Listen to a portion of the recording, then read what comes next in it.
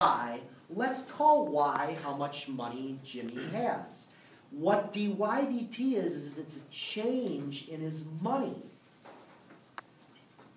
Differential means change in y with respect to time. So that's a change. Go back to Jimmy.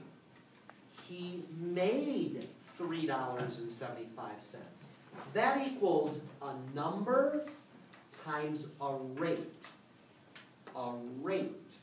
Of change. So change in his money, y is his money, is how much did he have, the 150, times k.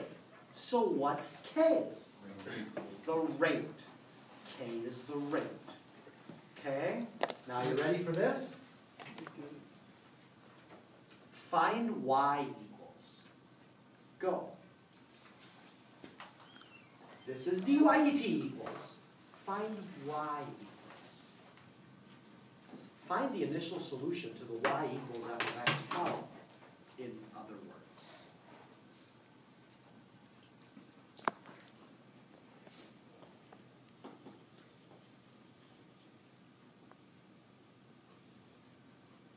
Several of you actually it starts. Some of you looking at me strangely. Josh, you know what to do. How do I get y, man? How do I get y? That's dy dt equals ky. How do I get y? Okay, could do that. I don't think I divide by k. Oh. Dominic, what do you think? Do you look puzzled? Oh, good. Yeah, you might be on the right track. Okay? If you have a dy dt, how do you go backwards and get y? Times dt is separation of variables. It's the same thing you just did in your homework and I did like 20 times in the last couple days.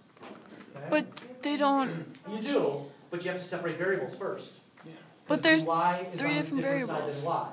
So here we go. Ready? dy. But there's y, k, and t. Y equals. If you want to bring the k with it, it's up to you. I'll leave the k on that side. Doesn't matter. K is a number. Remember, it's the rate. Bring over the dt. K dt. Now you should know what to do, right? And I hope you tell me that's not k squared over 2. Yeah. That's wrong. It's not k squared over 2. Yes, because k is a number. No, it's not 0. K is a number. Let's say it's 5. 5 is a number. How would you take the derivative of 5 dt? Oh, good job. Sure.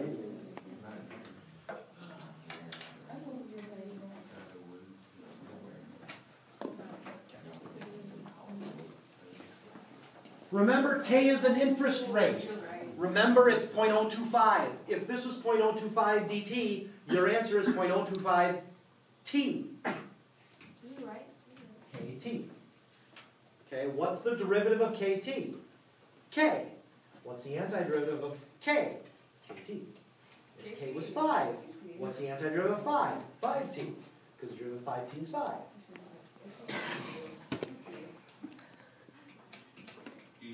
Don't forget your absolute value. Don't forget your plus c. Oh, I didn't do that. Okay. Now, in Jimmy's instance, what was his initial money? $150. $150. If we were doing Jimmy's problem, $150 at what time? After 1 year. At 0. Oh. So if we did Jimmy, we're not doing Jimmy, we're doing general. If we did Jimmy, you'd plug in 0 to find the C, go on, so on and so forth. But I'm going to do it general. Okay, I'm not going to do Jimmy stuff. Okay, so what do I do now? Get y alone. E it. Just E it. Cancel.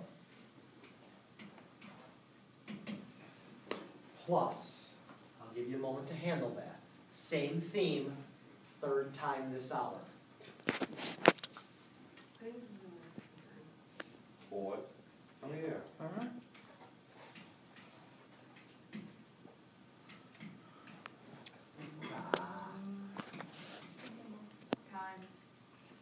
Oh. Do people make that mistake a lot? Yes, I do. I did it to show you. Okay? Now, let's change e to the c, because 2.718 to a c is a number. A is a good one. Oh, let's use a different one instead of B. A. What? B. P. Pert. Dun, dun, dun, dun. Now, P No, can be it's Pert. positive or negative, right? So you don't need the absolute value, although you'll never invest negative money unless you're talking about a stock that's been going down. So I will just drop the absolute value. Don't forget it. In some problems you need it, but when you have a constant times, you don't need it. What did I tell you K was? Rate. A rate. What is it approved? It's a proof. No wonder it was so terrible We to do. just defined where PERT comes from. In Algebra 2, I just said it is, just trust me. But it's not magic. It's because you start with a change of money is the rate times how much money you had, and then you just do a little mathematics to end up proving where PERT comes from. That's it. Wasn't that magic? Are you teaching algebra?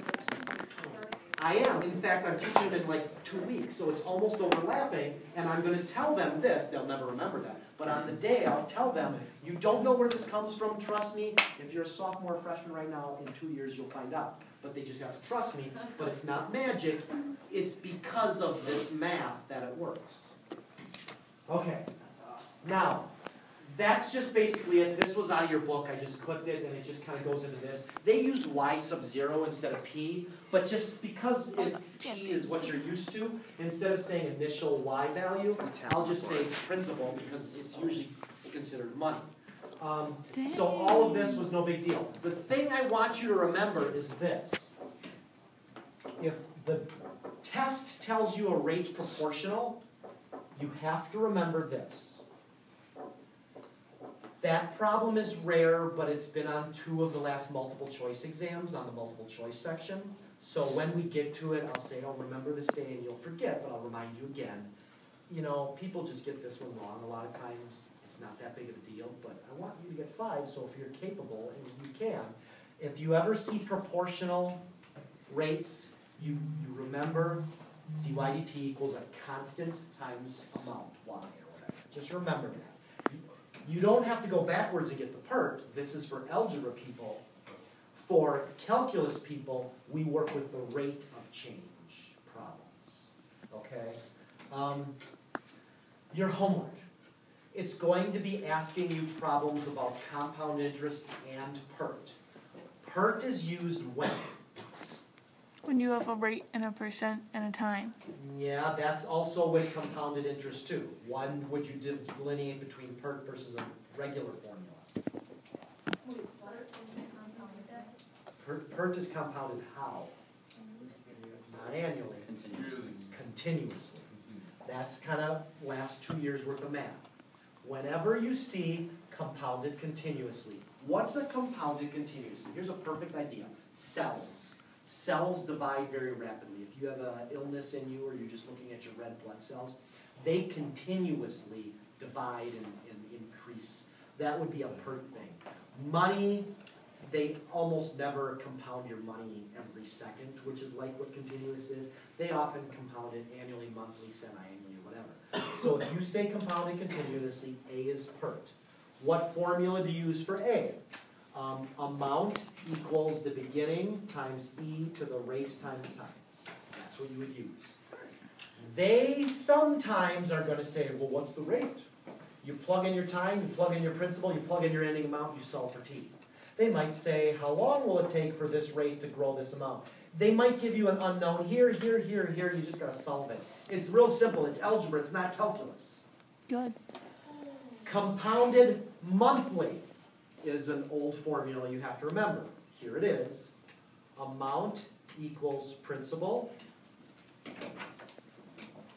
1 plus, thanks, Wendy. You guys remember what goes in here? R over T. N. Number of times it was compounded. Number of times it was compounded to the MT power. Oh, God. Okay? These are just 2 formulas. They're in your book. They're also written right here. This is the formula for compounded continuously. This is the formula for compounded anything besides continuously, quarterly, annually, whatever. Yes, it's R over M. If you need to know what the letters stand for, here they are. P is principal or beginning. I'll just put beginning amount. That's an N. N. Do you guys remember what the N is? The number of times it's compounded. Number of times compounded. Number compounded.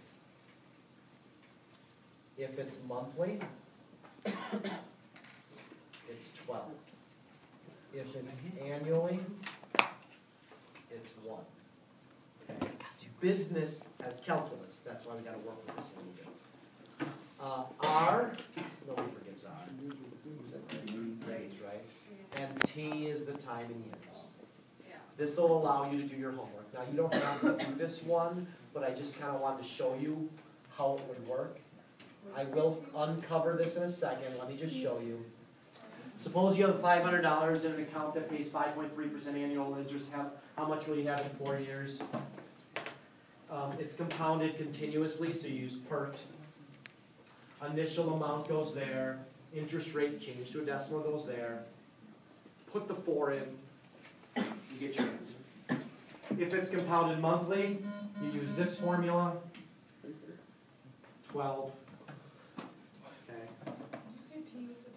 T is the time in years, yes. So you don't even make that much difference. Time in years, always? Time in years always, yes.